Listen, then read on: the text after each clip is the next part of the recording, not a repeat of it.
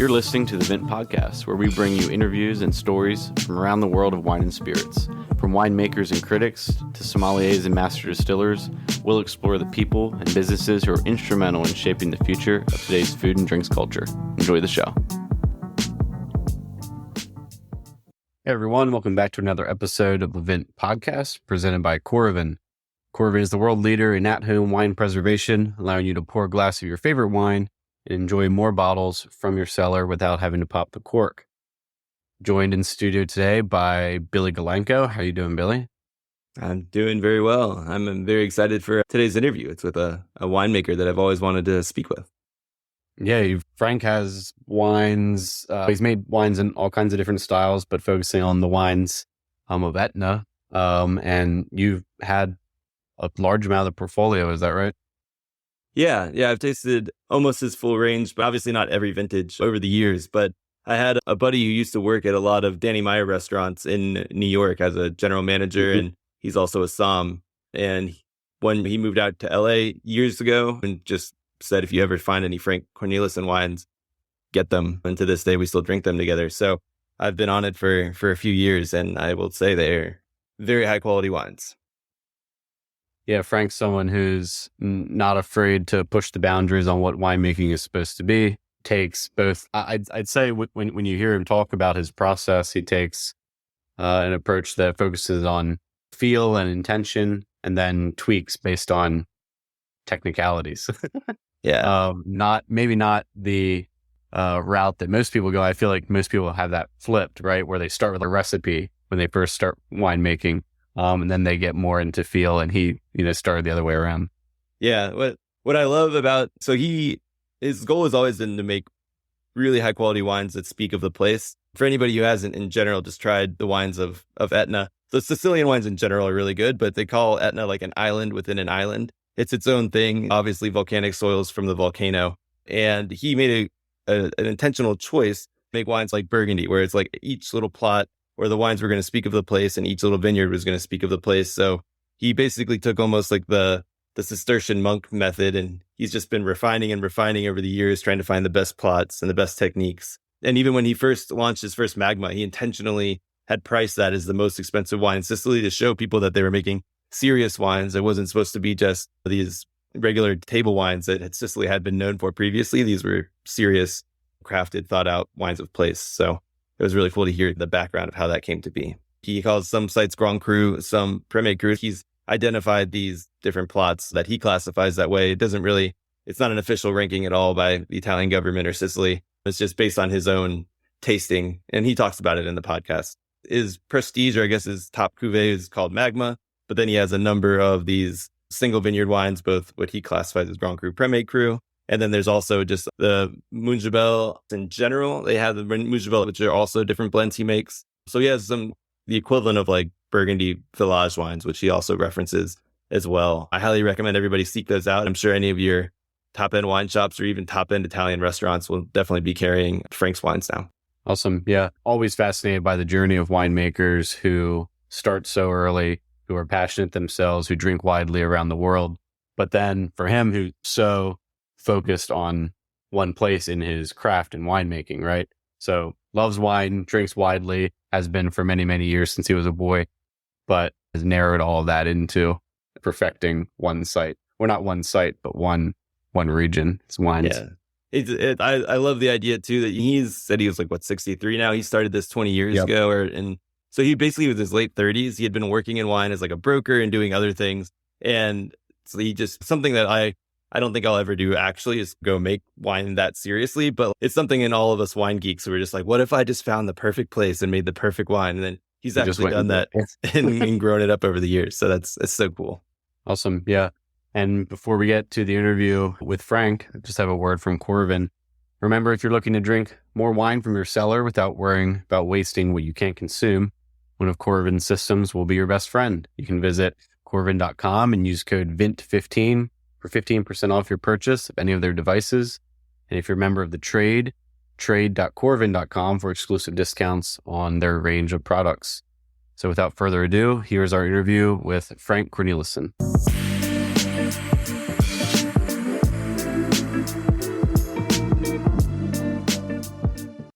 Hi, Frank. Thanks so much for joining today. Hi, guys.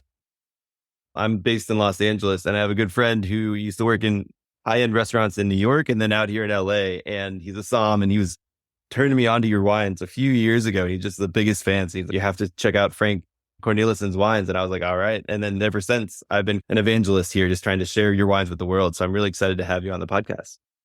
Thanks.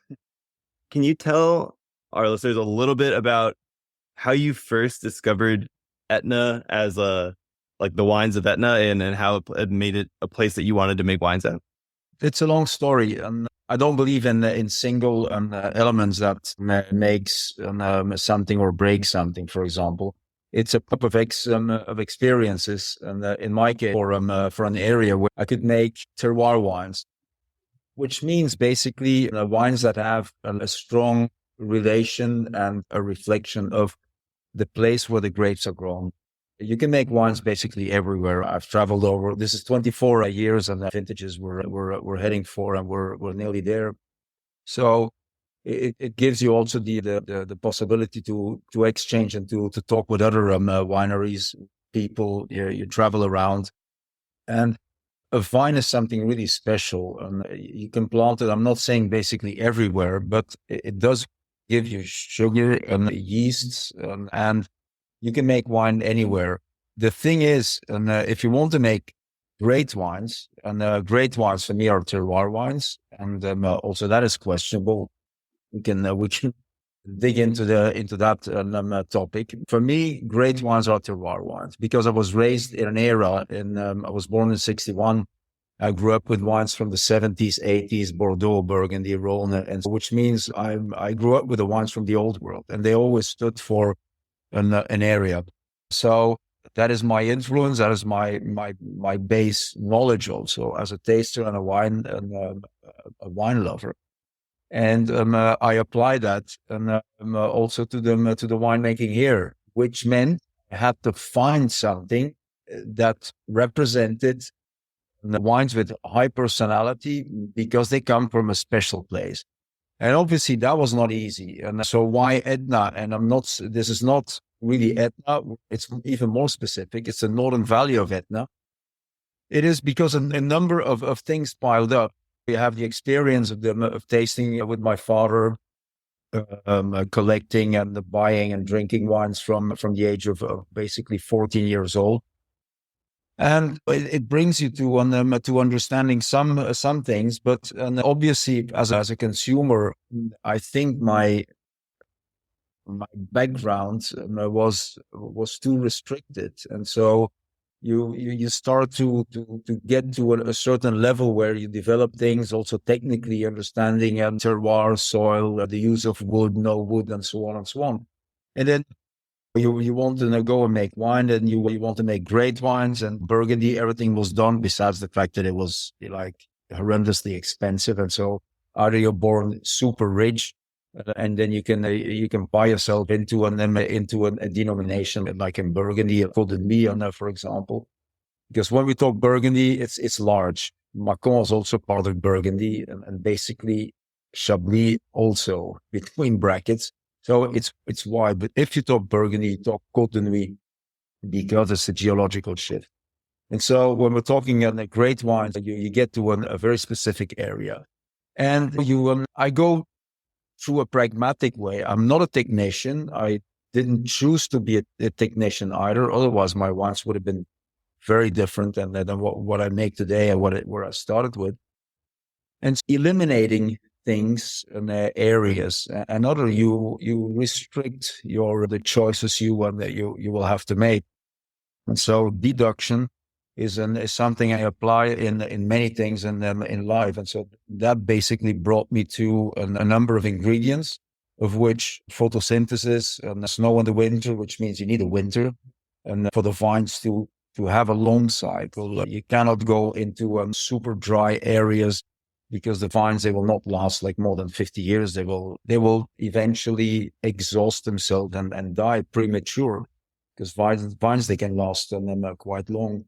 All these things together brought me to Etna, not Vesuvius because of the winters, Etna in the Northern Valley, not even Etna on the eastern side, neither on the southern side, but Etna in this valley here. It has taken a long time before I was here, but it took very little time to understand that this wasn't the place to be. Like in '99, I went to Georgia to understand like where was wine produced, and historically and anciently, where did it all start? And so that was around the Black Sea. And so I went to Georgia to understand like the techniques they use, the quaveries, the amphoras, and so on. And then coming back, and I had a bottle blind in a restaurant, and it was a bottle of not even a winery.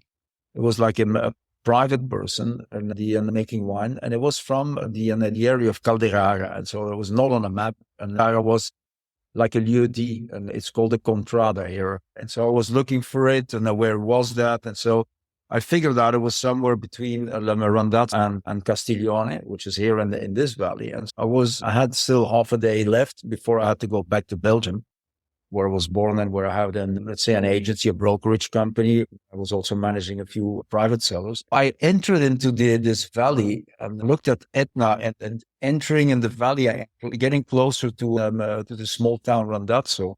You saw stone walls, old vines, and I looked upon Etna. It was May. It was still, the top was still covered with snow. It was just really magical. And it reminded me in some ways of Georgia, where I had basically just been like in less than a year before. It just really had something special. And it was just boom, love at first sight. But love at first sight is not something like a flash that hits you or something that hits you out of nowhere. It is something that you build up in yourself in what you were looking for. And it was the place. This is it. And so bam, the rest is history, basically. So obviously from that one flash, you have to go back 20 years before or even more from the tasting. And then from there, you have to also find a place. And that was not so evident. And so the rest was like it's like a puzzle that gradually starts to fit. And now you have a nice puzzle with a picture around it. And it was bits and pieces for 15 years as of 2000 actually, when I was here the first time. So yeah, it's a bit of a fairy tale story maybe, but I think the most important choice I made was choosing the right place. All the rest are technical details, basically. If you have the right place, the passion, it's like the right moment, the right place, and the right person. In those three things, which is not easy. And many times projects, they don't develop or they stop for reasons because people either they don't have the power to get over the difficulties. But I although I'm very impatient, this drive to really make those wines, because I was basically convinced like this is it, which is bad. I just really found this special place, and everything started from there. Obviously, if I think now, like we're in 2024, which is 24 years later, Aetna it developed in an incredible way and in a very special way also. It's very rare that a DOC or an AOC, an appellation, I'm not saying it explodes, but that it grows so fast in such a short time. It took 10 years from let's say 2010 for me to see some development, those small things that were going on. And then I would say from 2010, it just went like whack, like a strong curve, like straight and sky high.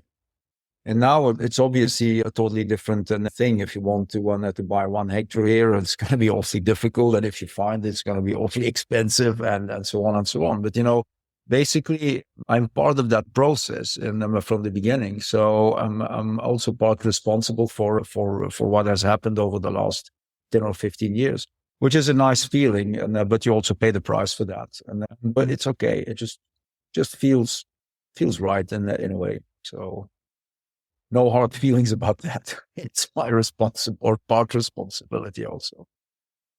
So Frank, when you finally got into the vineyard, what was your initial vision for how you would, for what your approach would be?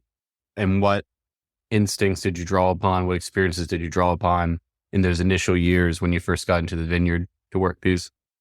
And adding to that, can you talk about the grape variety that you chose to that focus with, as well as your Pinot Noir to Burgundy? I think that's also important. Yeah, it's true. And the first reply on that is actually the place that found me. I think that it is more correct, which means I've also inherited the varietal which was here.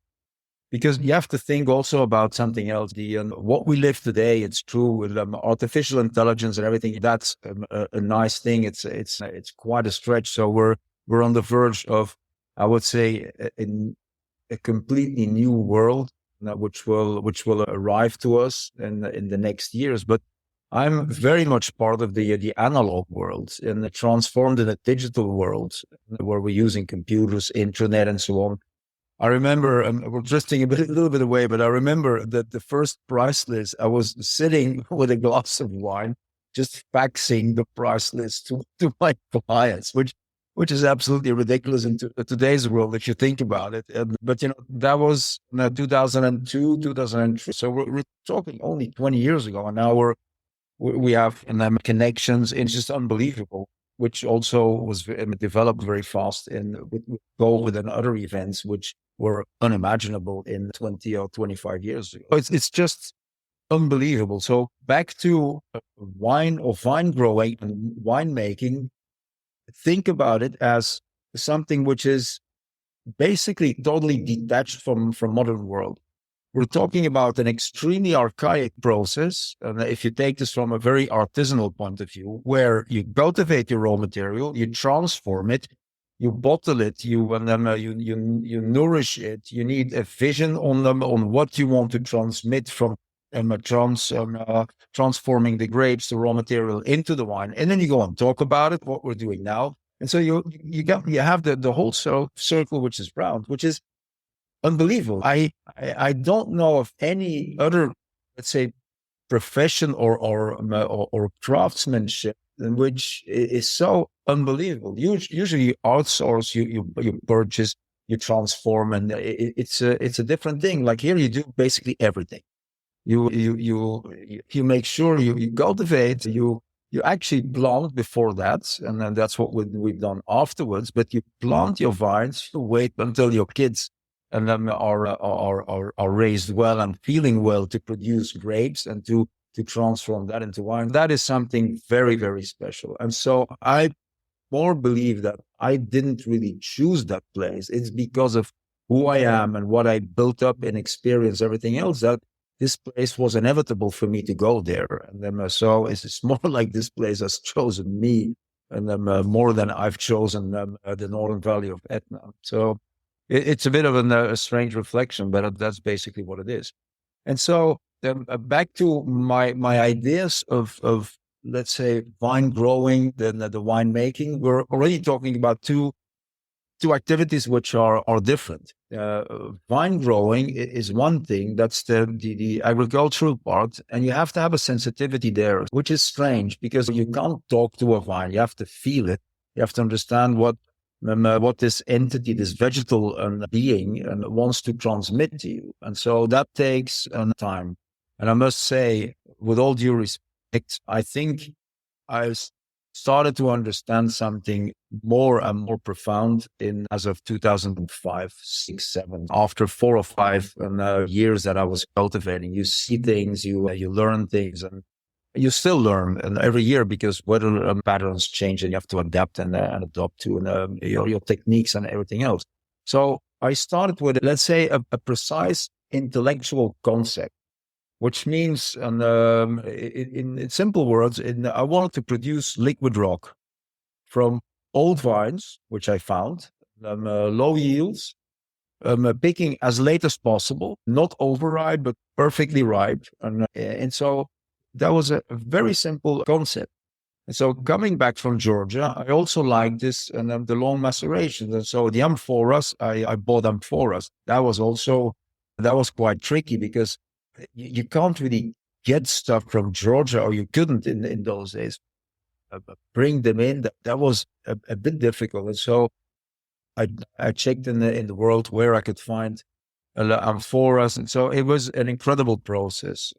Let's put it that way. I wanted to trample all the berries with my feet. And so that was simple. And so I made with a wooden case where I trampled in the grapes. I destemmed, and I did one destemming by hand. And then I found a small machine, which was okay. And I liked that. And so it was very basic, very simple. But, the recipe was old vines, low yields, long macerations, long élevage, everything, maxing everything out. And then you had wine, which was in the first year was pretty good. And then the second year you start making all the mistakes because you want to do things better. And when you want to do things better, you go past all the boundaries and all the limits. And so I've gone for a few years over all the imaginable and unimaginable limits, also logically. Because when I was here, also people come because what are you doing here and this and that, and local people, but also there was the Cotanera winery, and we become friends. And Michele Bean was the enologist there, and so he was totally attracted by these crazy ideas. So I was like, and then we were tasting together. But we had actually a great time together. And so he explained me what I was doing chemically with the wines. And so I learned the hard way, and that doing things, maybe not necessarily wrong, but doing things completely off the beaten track enologically, completely out and off the tracks of any enological rule.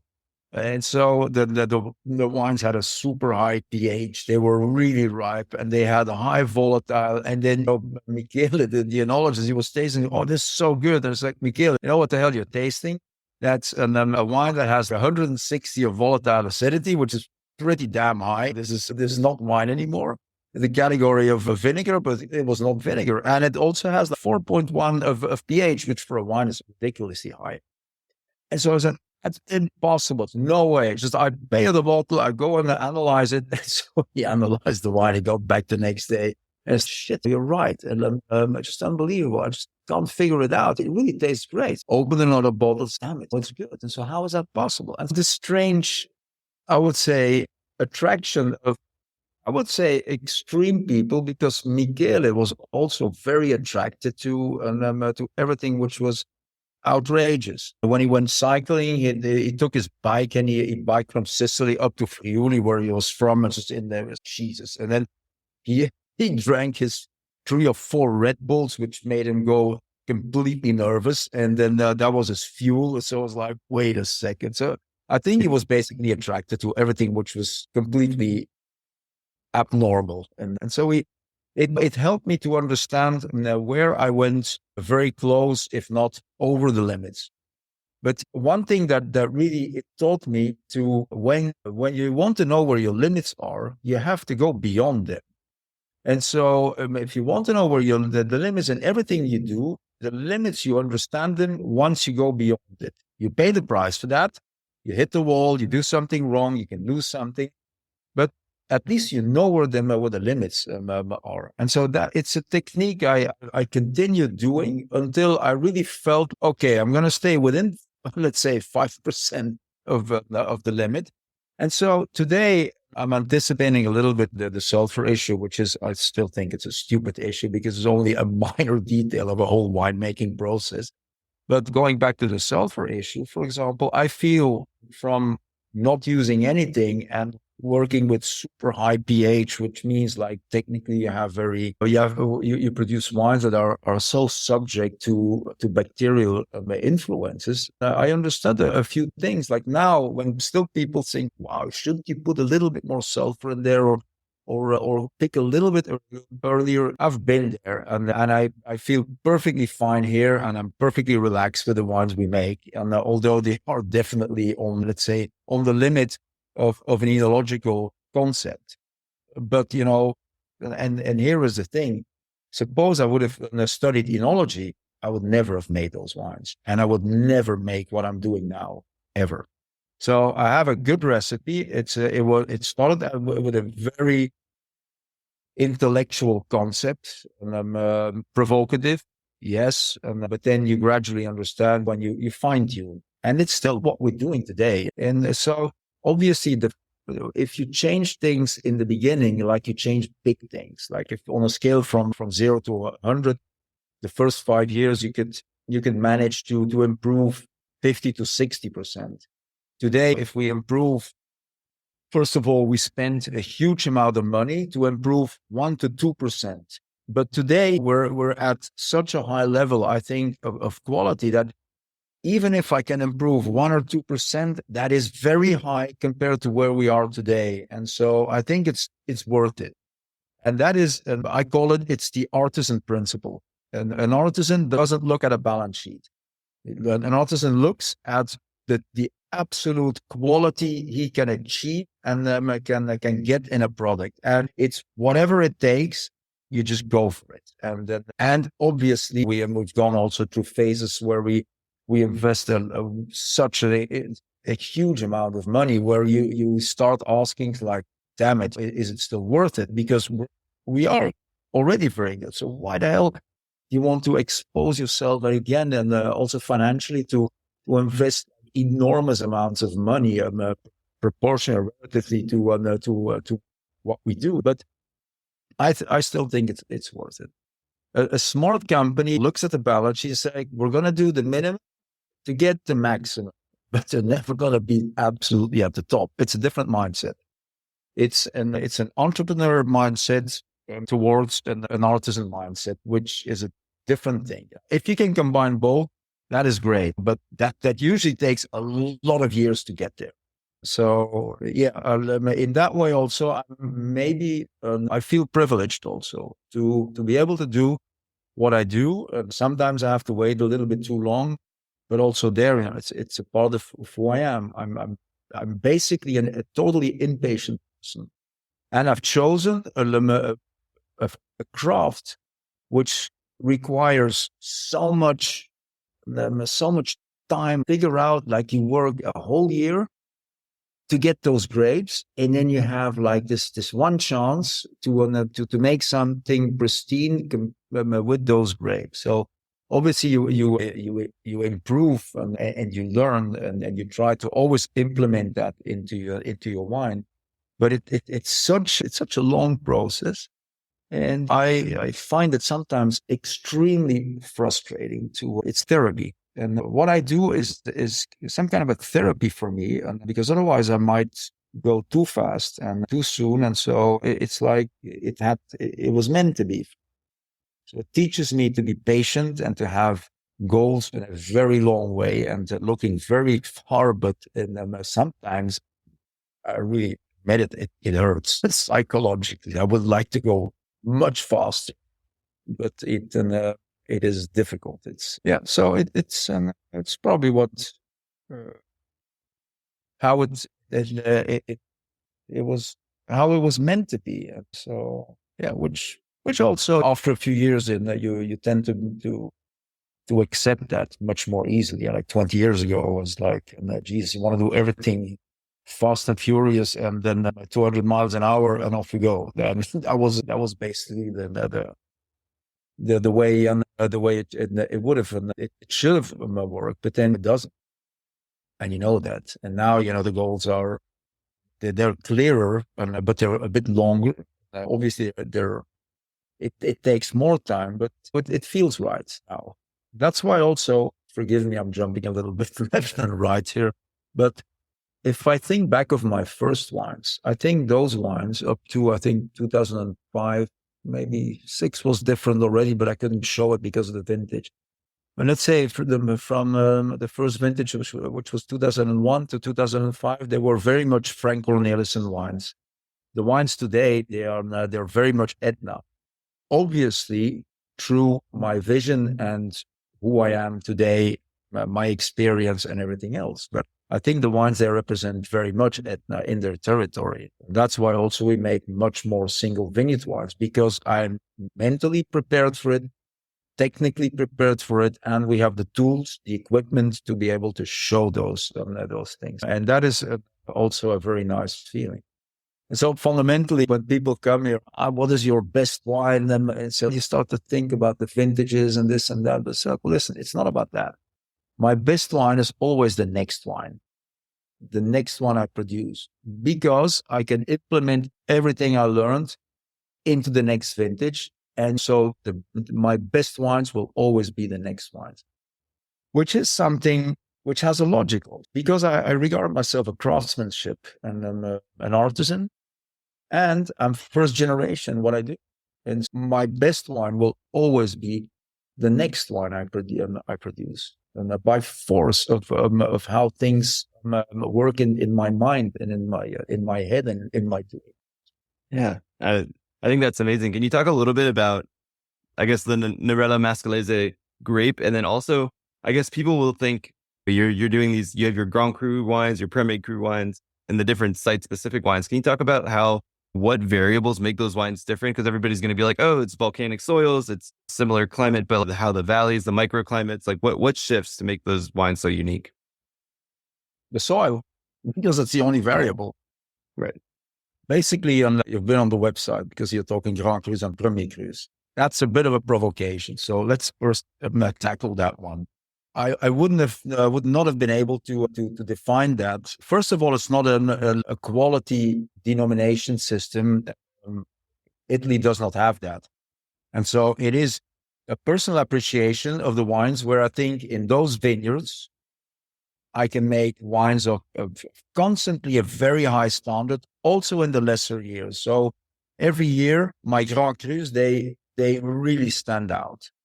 And so that's why they're Grand Crus. The Premier Crus, for example, there are a number of them in that league. For example, Camporé is very close to a Grand Cru, but in the lesser, not the lesser, in the colder vintages, when the ones that are very much rained down, it's a vineyard site that doesn't perform well because it's less ventilated, it has deep soil, and it's great in the dry and warm vintages. Like, for example, this year, I'm sure Camporé will be really good again.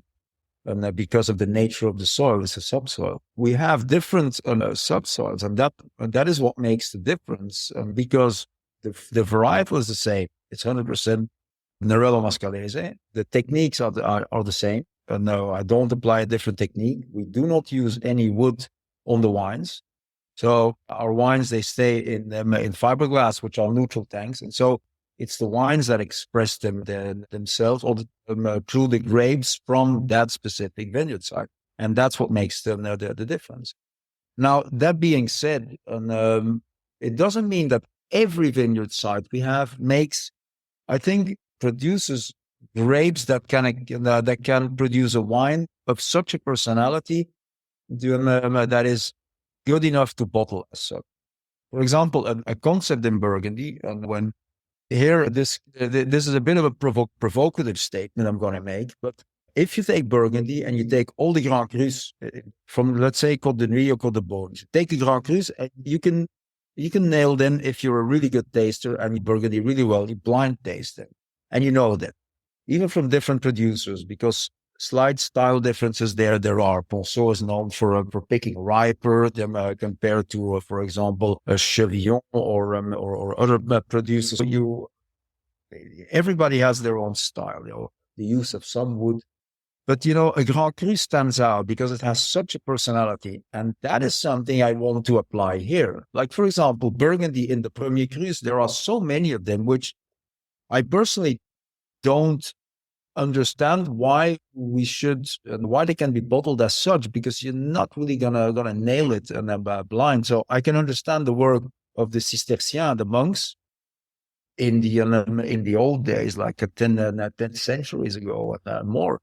And that is something, that makes sense from a monk's point of view, but from a commercial point of view, less. And so if I think about the concept of Grand Crus and Premier Crus, what we do here is I've done all the microvinifications of all the vineyards we have, and a few of them I prefer not to bottle them as such, because it fits well also in one of our generic Another problem of doing a lot of single vineyard wines is that you take away all the best grapes and you put them in your single vineyard wines. And so what is left for your estate wines, for example, like a Montrebel Classic, which is great because it's a blend of different sites. And it's a little bit like in Burgundy, you could say it's like a village wine and a Vaughan or a Gevrey or a generic Barolo. So, they got different vineyard sites, it goes in there and it makes a more balanced wine. It's not the right word, a more complete wine. It's a bit old school winemaking. Like in the 60s, 70s, Barolo, for example, was there were not that many single vineyard Barolos. Barolo was more the craftsmanship and the fine tuning of having the right vineyards and blending them in such a way that you have a beautifully balanced wine with the fine grained tannins, the length, and you have the austerity, but also a generosity, the finesse of in the aromas, for example, from La Mora. It's very, it's a very different wine world today. It's very, I would say, it's very detailed today. But sometimes I missed the holistic way of making wine, which means more of a broader way. And that's why I love to make the Montrebel Classic. I always keep a part of the grapes from the top locations that goes into the Montrebel Classic, because I want that wine to be rich, refined, elegant, but it has to have a structure and body that let's say shows and that expresses the northern valley of Etna. And so you see, if you go to the whole range of my wines, you have the top wines. I call it high precision winemaking, and that should represent in those vintages that soil, the vineyard side. And then you have the more, let's say, generic wines like the Montrebel Classic, which is more of a it's more of a village wine, which is a pure Nerello wine, which shows in a broader way the potential of a larger area. And then you have I would say the wines that represent maybe less Etna, but more me. And those are, for example, our rosé, which is a bit of a, not saying a funky, but it's a playful rosé. It's a rosé, non-rosé. It's a rosé with a Jura approach to it. It's white and red grapes, cold fermented. You can discuss it whether it's a rosé or not, but you can technically do that. And it's an old school rosé instead of doing direct press. So it's cold fermented, skin fermented, but for a very short time. It's like 24 hours. 2 days, maximum 3 days, depending on the grapes, on the mix and everything. So there are different styles, and then we also have make white wines, which for us are less than 10% of the of what we do basically. And why making your life complicated with a different technique in a cellar? So we have the long maceration, long fermentation, punch down technique. We have a very short maceration, sometimes direct press for the rosé. And then we have a white wine technique where you destem, you do a cool, not a cold soak, but a cool soak. And then you press and then you work completely in a white wine technique on our Bianco. But, they are techniques that they tell you something, they teach you things. And as I'm curious by nature, and I want to find out always the best techniques, which you might be able to use it sometimes on a rosé, for example. It's and that is interesting. It's also what I do as a profession, and so I like to do those different techniques. They teach me the different things, and it's interesting for me. It wouldn't make like business-wise or entrepreneur-wise, it would be much better to skip the white we make. But, the whites from Aetna, they do have character. I'm not always a big fan of it. I think they're a little bit too tight, too acid, and they lack a little bit of volume. But I'm sure that in a few years I can crank out a few really nice wines there, because I already found some of the terroirs, and that's something I learned from the red wines, that are more destined for the whites than the ones we have today. And so I would love to plant. And when I get the authorizations, we apply for it. But Italy is notoriously slow on authorization. So patience again here, and then not just for the winemaking, but for the bureaucracy. And so we'll get there, but it just takes more time. So the whites will eventually have quite a character, and we can plant in them in that specific area, which I really like for the wines, because they get a little bit more body without losing the zest and the tightness of them. And these are going to be Caricante plantings, or are you using a different phrase like Catarato or? Caricante, definitely yes, because before, sometimes I'm a little bit radical with my say ideas, and sometimes provocative with them, what I'm saying, but basically, and it is what I think. And so Caricante, I don't really like it. That being said, I already have 2 Caricantes where I like more the other one. So before shooting at them, let's say the animal, let's see what it can do, training it, and then bringing it up to a certain level before we say, forget it, it's a waste of time. So yes, Caricante, but also other varietals are can be used. For example, the blend today of Caricante and Grecanico fits really well, because you have that high acid part, Caricante, and then the mellow honey pear flavors of the Grecanico.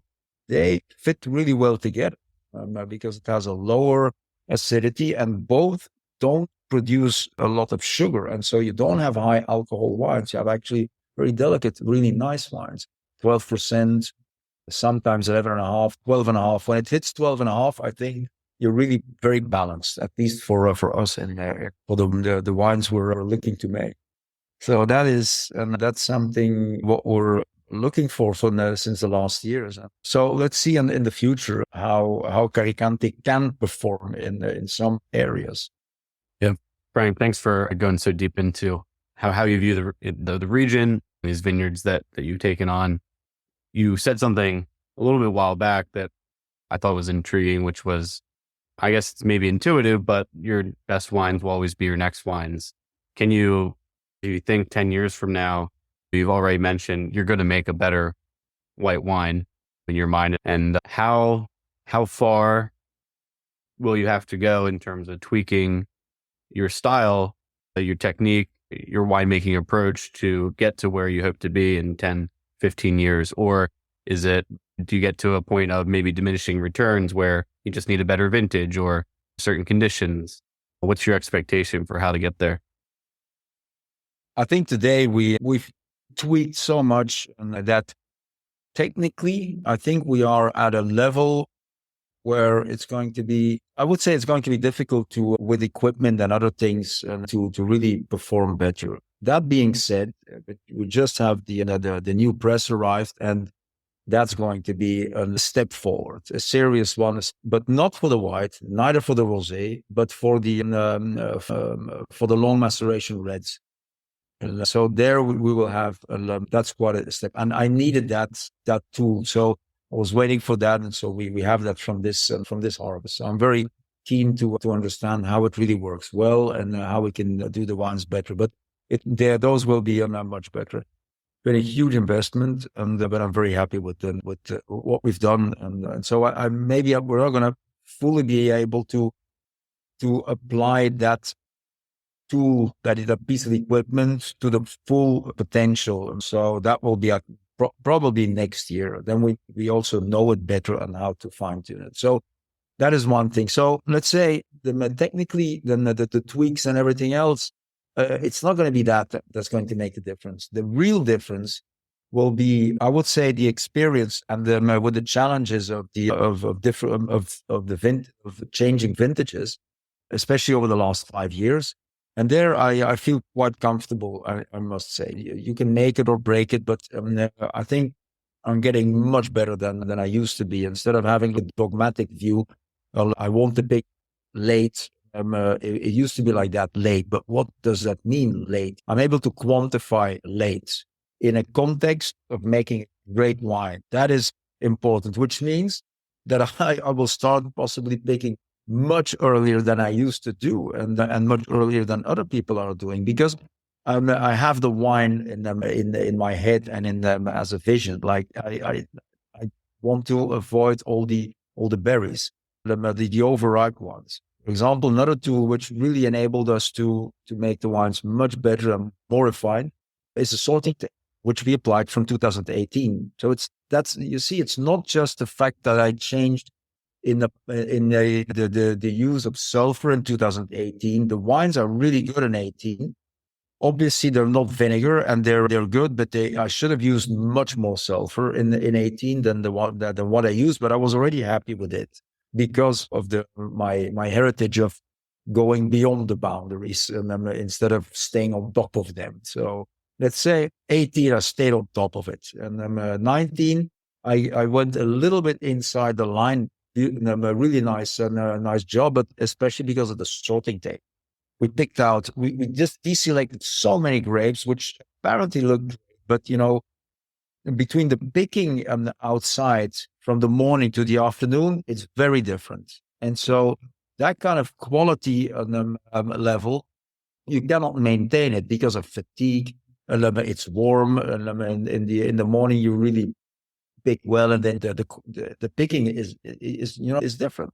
In the cellar, we've got 4 people around the table, and you got light on, and then you look at it and say you see the things that are not perfect, because the light is always the same. It's synthetic light, it's not daylight, and so you have a standard and a quality standard that you can maintain. And so when we started doing that, it's the wines they went into another level of refinement. Let's call it that way.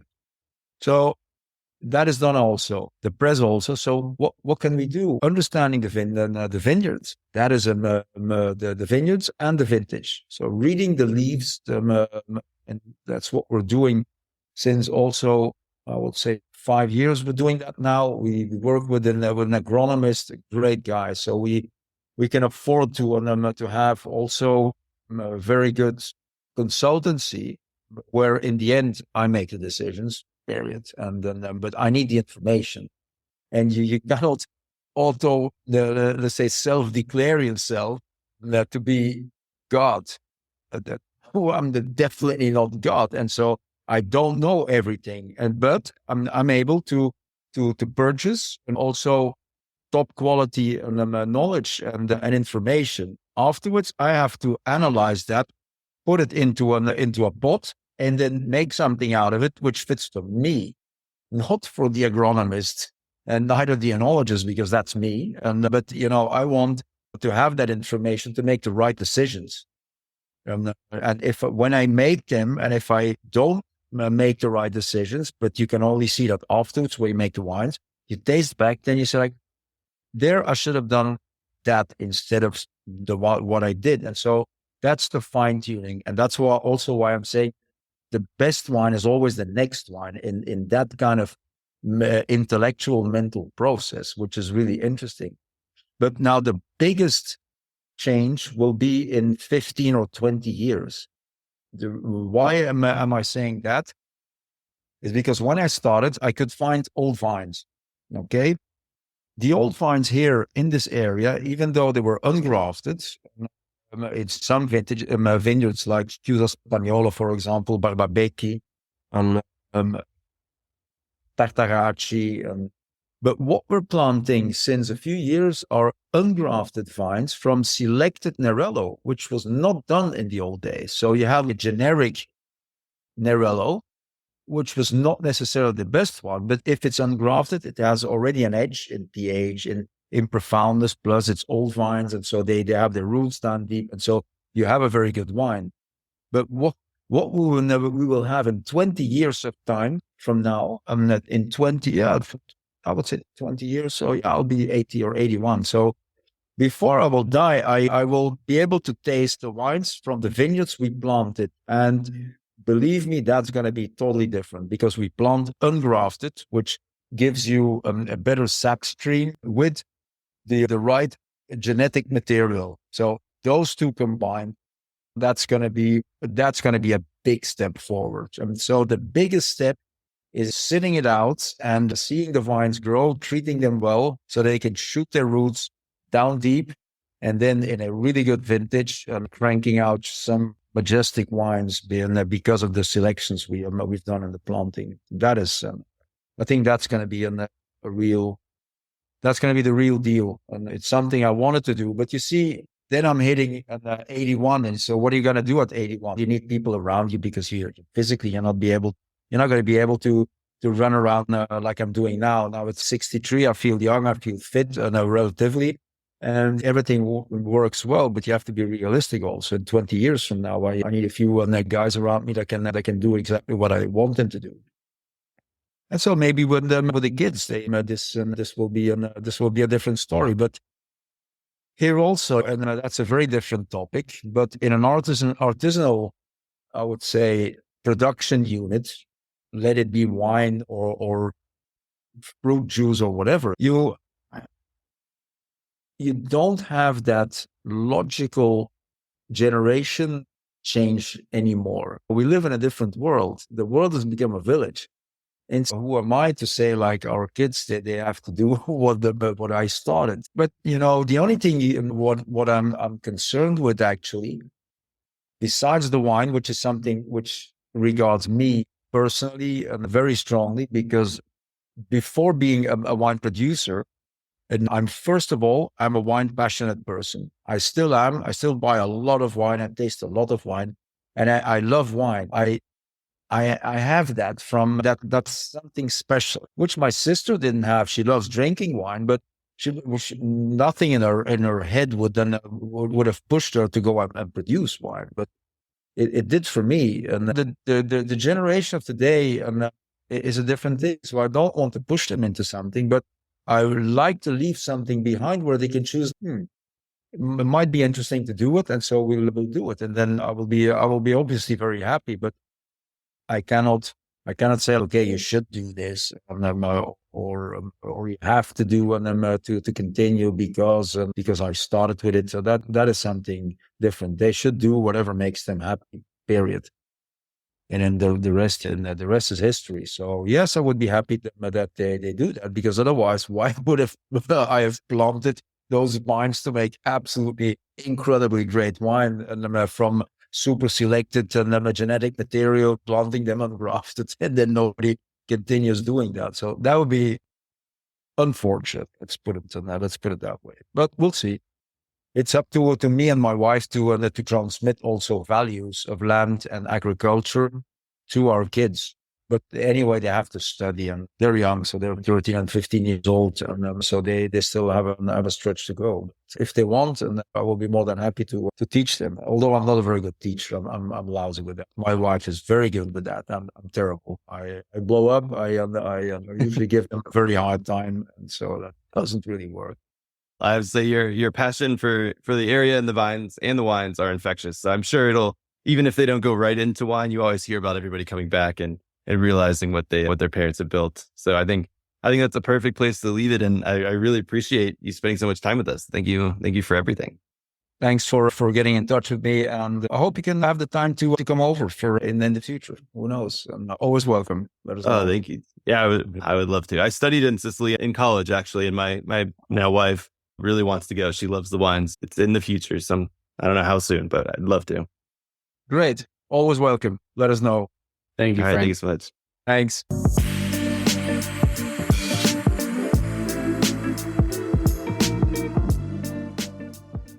All right. That was our interview with Frank Cornelissen. I hope everybody goes and seeks out his wines. Also, just Etna's wine in general. I love Etna Rosso. I love Etna Bianco. So definitely go find those wines, and you can share them with your friends and family with Corbin. It makes wine fun and accessible for everyone. So that is our episode for this week. We'll be back with another episode next week. Cheers.